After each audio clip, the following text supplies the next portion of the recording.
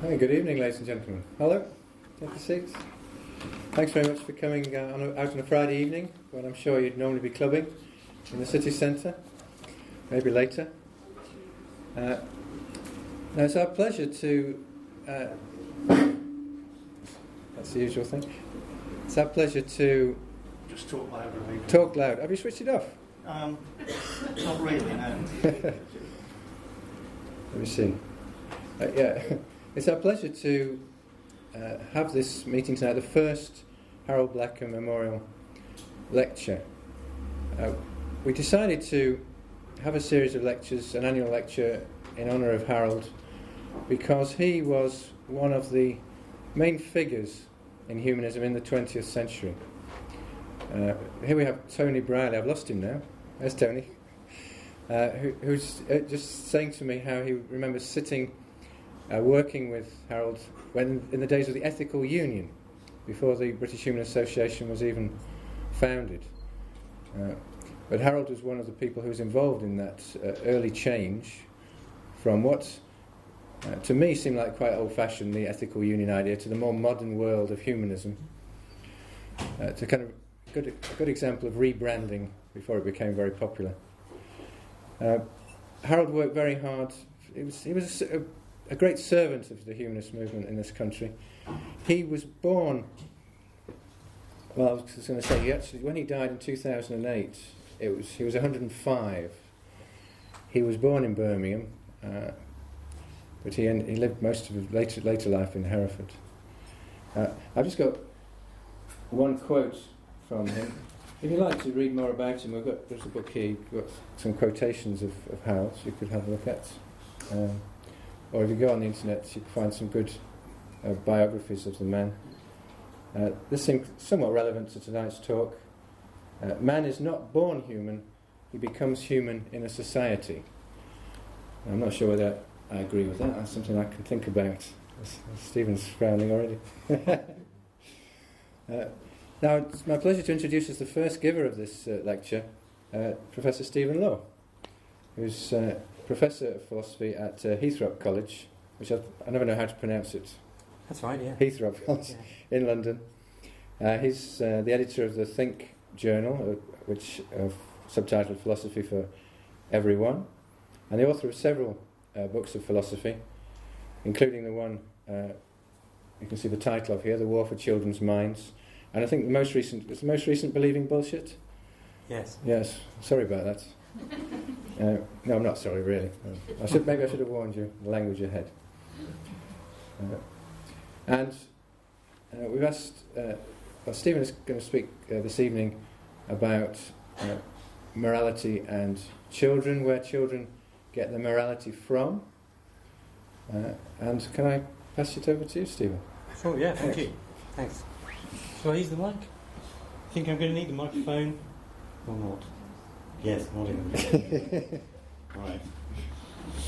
Okay, so, well, thank you very much for coming along. I was very pleased to be asked, honoured to be asked.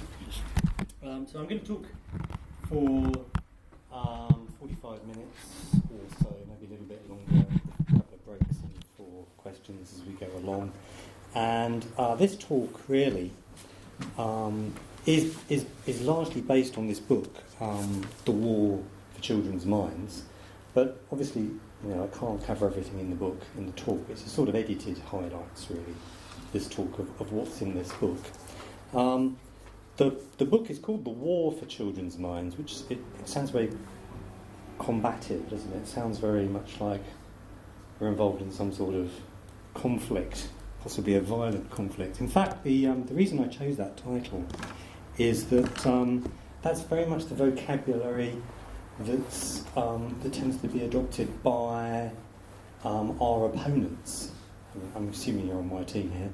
Our opponents tend to use that kind of vocabulary. They talk about, in particular, a culture war.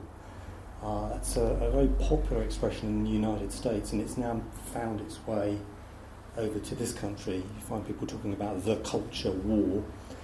Melanie Phillips, for example, has used that expression a number of times. And often other battlefield vocabulary gets dragged in. So there's one of my favourite books on the topic. It's called How to Win the Culture War by Peter Kreeft. I highly recommend this book. It maps out key battlefields, gives strategies for engagement, and equips Christians with weapons needed for a successful campaign. So you can see it's a very sort of quasi-militaristic approach to this issue, so far as I say, many of our opponents are concerned. And so that's why I use this particular title, The War of Children's Minds. It's not that I'm particularly violent or warlike person. So, what I'm going to do is just talk you through some of the ideas in the book, pick out a few points. The first thing I want to do is really just set the scene for the debate. So, this really is the question I'm going to focus on. How liberal... I'm going to focus that a little bit. That's as focused as it's going to get. Yes.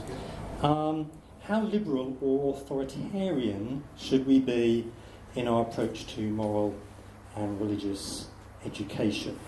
I think that it's fair to say that before the 1960s, children were often, quite typically, expected to accept more or less uncritically what they were told about morality and about religion.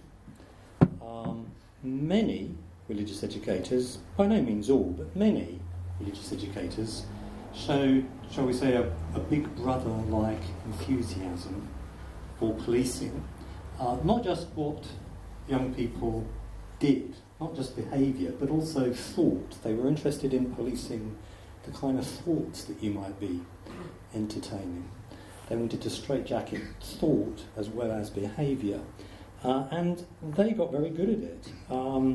So, for example, a friend of mine, a colleague of mine, told me that even though she no longer calls herself a Catholic, she finds that even now, 35 years later, she still finds herself feeling guilty if she dares to question Catholic belief. So her Catholic educators managed to climb inside her head and get her to censor her own thoughts so successfully that even now, decades later, she finds it an uncomfortable experience to question Catholic teaching. So, very good at it, some religious educators. Then, during the 1960s and 70s, Western societies became far more liberal. Individuals were encouraged to throw off the old traditions and authorities and think and judge for themselves, become more autonomous individuals. This shift in emphasis from deference to some external authority which will supply the answers for you to moral autonomy where you, the individual, must make your own decision was obviously reflected in the kind of moral and religious education that children received. And really there were two responses. Some people just threw up their hands and abandoned moral education. They just said, well, we'll just not talk about it even. We'll just take it off the curriculum. We'll just let children think about that, in their own way, in their own time, on their own time. It'll be hands-off so far as moral education is concerned. But other educators decided that, well, if we're not going to take a kind of traditional religious authority-based approach to teaching morality, we'll have to develop some alternative to that, and various alternatives have been developed in the meantime. So they are hands-on, but they're non-authoritarian in the approach that they take. So that's kind of what's happened. I think we probably agreed that that's reasonably accurate, I take it. Now we come to the concern which is expressed by very many people nowadays. We've got too liberal. We have moved too far in the liberalising direction. We have so far lost our grip on authority that society is beginning to fall apart. We're living through a moral malaise. That's an expression which is often used.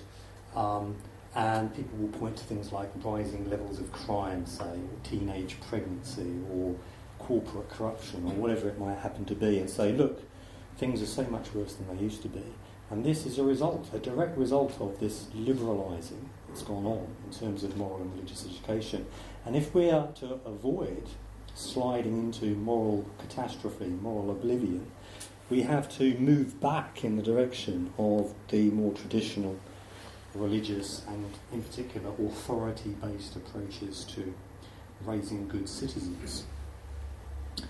I think that is perhaps one reason why I'm saying current here, this book was written a few years ago, I was referring actually to the Labour government, Tony Blair's government. Tony Blair was very much in favour of faith schools, huge increase in the number of faith schools under Tony Blair, and I suspect that one reason for that is that he was persuaded that we had gone too liberal.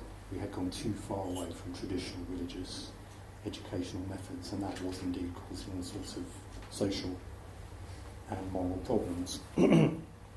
So what I'm going to do is, what do you think? Is there any truth to this concern, do you think? Yes. There is? Yeah. Yeah. Say a bit more. In more. I want you to just give the rest of the lecture now. Yeah. No. All right, I won't put you on the spot. But you think, yes, there are social problems. Obviously, there was room for the greedy, selfish to move into spaces occupied by what used to be the church, etc. Yeah. So that made room for capitalists to exploit more. Yeah. So maybe they have a point. I'm not saying it's the right one, but... No. Can I take a point up as well? Yeah. Granted, if people are given liberty to behave as and will, how they want to behave, doesn't mean religion should be the one to actually enforce the rules and stuff for them. I mean, I do believe humans have instinctive morals already. Yeah. Good. What were you going to say? I was just going to say, I don't think you can use that argument. I mean, if you look at the Scandinavian countries where you could say similar things have happened, they have less teenage pregnancy. Yeah. They're becoming more a-religious, and yet they don't have the same issues. So it's not, you can't say one rule fits all. Yes, I mean, it's just going to be religious. that's a good point. So something that I haven't really, I'll just make a little tangential point. I'll make two tangential points. Just because two things happen at the same time doesn't mean that there's a causal connection between them, obviously. So let's suppose that there has been, say, a rise in crime, and at the same time as there has been a reduction in the amount of traditional religious education that's been going on. That doesn't establish that there's a causal connection between those two things, obviously. To suppose otherwise is to commit the post hoc fallacy. So that's your homework assignment, you can go and look that up. The other point you make is that, is it even true that we're less moral, less well behaved than we used to be, say, 50 or 100 or 200 years ago? Actually, in many respects, this is a far more peaceful, better behaved society than it was a couple of hundred years ago, when it was very religious indeed. I went to a conference, I was invited to go to a conference called Encounter in Ireland, which is about our post-Christian future. There were many religious people invited, bishops and people from other faiths, and Richard Dawkins and me. And they began with much hand-wringing about, it's so bad nowadays, and young people today, and they're all so badly behaved, and what are we going to do about it? We need to bring back standards and morality. But then over the 2 days, they started to remember that, golly, we used to be really homophobic, didn't we? And women were treated really badly, and we didn't really have any respect for our environment. And then at the end, when they were asked, are things better or worse than they were 50 years ago, they said better. They just forgot. They spend so much time thinking about the bad stuff, but they forget just how much moral improvement there has been. And there has been quite extraordinary moral improvement, actually, even over the last 50 years or so. But that was a major tangent from my talk, which I should now return to. Except for this gentleman, who's clearly very good to make a point, yes. I want to challenge your introduction. Okay. In the introduction, you suggested that before the 1960s, morality was based on either religion or straightforward direction. You would do something because you're told to, and that young people were not encouraged to think for themselves. And you then gave us an example, someone who 35 years ago had a Catholic education. Well, Catholics are only a minority in our society. I think there are rather more people who, like me, and I was born in 1935 and went to a grammar school, I do not recognise that description at all. No. I was brought up in a household where we went to church. Yes. But never do I remember a single occasion in which God was brought in Right. to discussions about how we should behave. And Yeah. yes, we were sometimes told we mustn't do things, but always were given a reason. Yeah. And I think that my contemporaries would say that this was much more the general than you have given credit for. Yeah, that might be. I had the advantage I was there and you Yeah, weren't. that's true. Yeah, and you might be What right. I do agree with you is what you've just been saying, and it comes about this way, doesn't it? In fact, you say things have been getting better. Well, look at teenage pregnancies. Teenage pregnancies have gone down steadily in the last few years, and that is something that is measurable. It's not a matter of opinion, it's fact, because births are all recorded. But you don't find the tabloid newspapers trumpeting a fall in teenage pregnancies, but you will find them trumpeting a rise in teenage pregnancies. So the myth is that crime is rampant and that young people behave appallingly. Young people have always behaved appallingly. You've got to go to read some Roman literature and you'll find it they were going to the dogs then. It's in my book. Well, there's a famous quote from Socrates, actually, isn't there? Except that one's apocryphal. He never said it. But but it's not genuine. But people have been saying that kind of thing forever. 50 years ago it was so much better than it is today. The point that you make about maybe people weren't nearly as authoritarian as I'm suggesting here is, you may well have a point.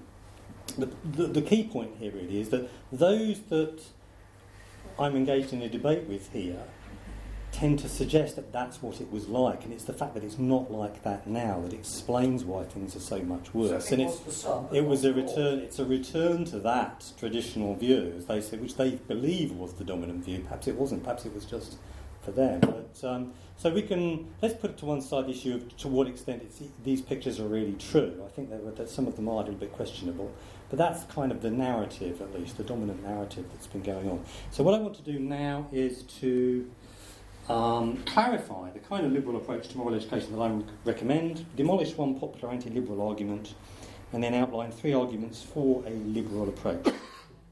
Okay, so let me begin by clarifying what I mean by liberal, because I'm going to use the word in a special way. First of all, let's begin by distinguishing freedom of action and freedom of thought.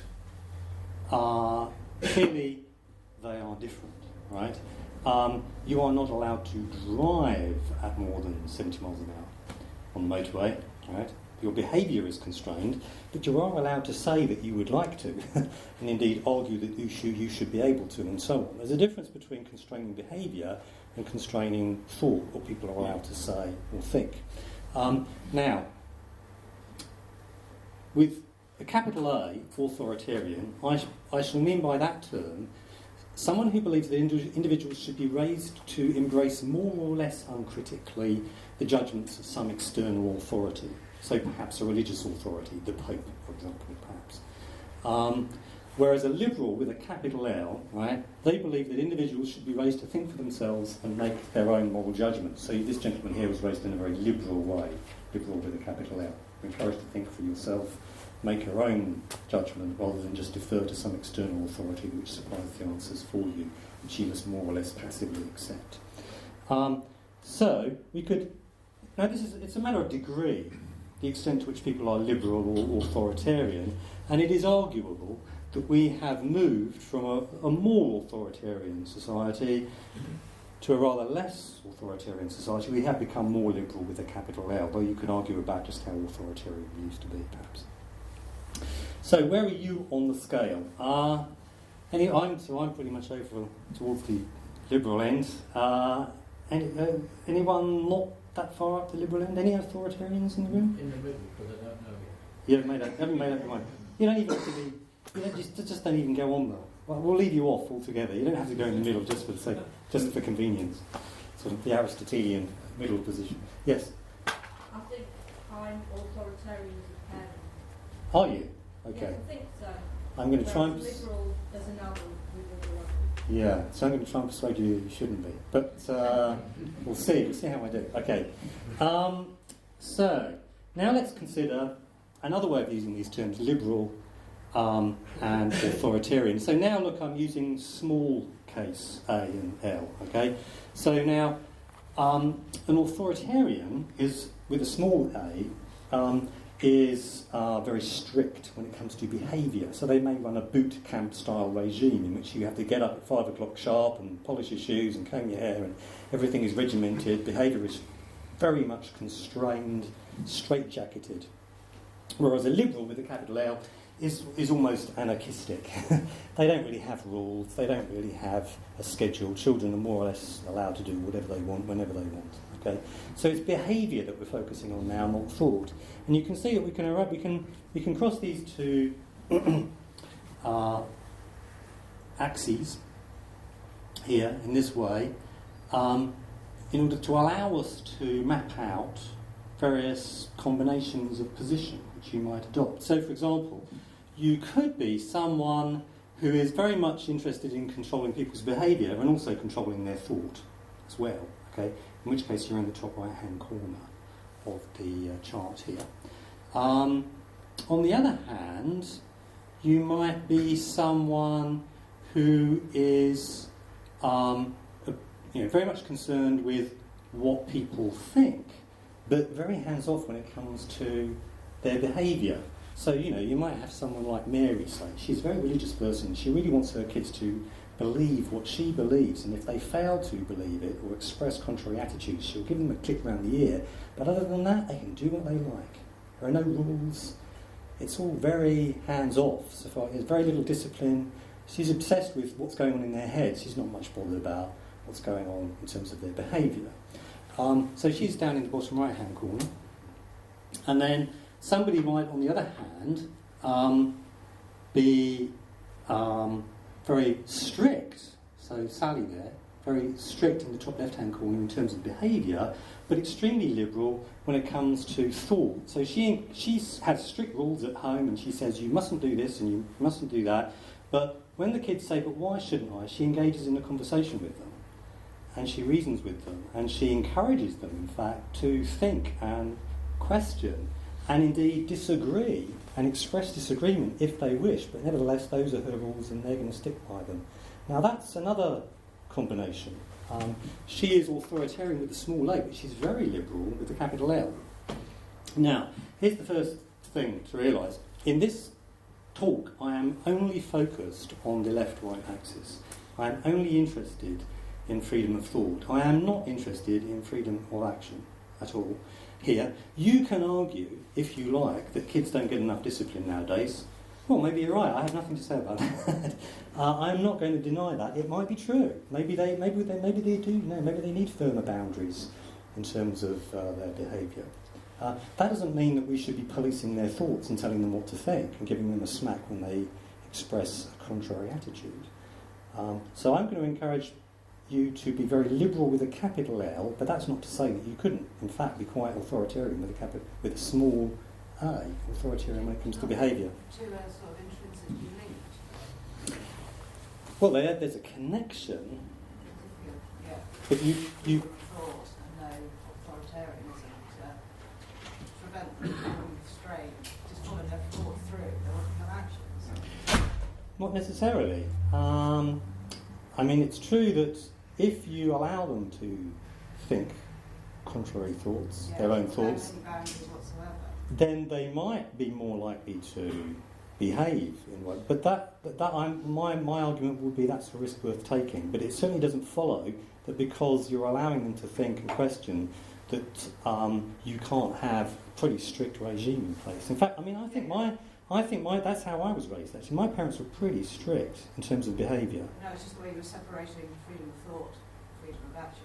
Yeah. There was two completely separate things. Well, they're not. There's clearly a causal connection between the two, but that doesn't mean that they aren't clearly very different things. You know, we all know that when it comes to the speed limit. We all know we're not allowed to drive more than 70 miles an hour, but we all know that we're allowed to say that we should be able to drive more than 70 miles an hour. Children, setting boundaries. Okay, well, you can try and make a case if you wish, and I'll come back to this, you can try and make a case for saying, oh no, we must constrain their thoughts, because otherwise their behaviour... Constrain their behaviour. Yeah, I'm saying constrain their behaviour. Are you saying that we should be... Sorry, I thought you were saying that you had to separate, you're going to only focus on freedom of thought and not freedom of action, whereas I feel that you can't really separate entirely the two from each other. No, they're not completely causally unrelated. But my focus here is on encouraging freedom of thought and encouraging children to be autonomous critical thinkers rather than passively accepting whatever they're told. Good. We're on the same page. Right, okay. So, yes? School reminds me of Sally, actually, because there's quite strict rules. You're not allowed to chew and got to wear uniform, but you're encouraged to have opinions about these rules. Exactly, the school council and so on. Yeah, yeah. So you can have quite...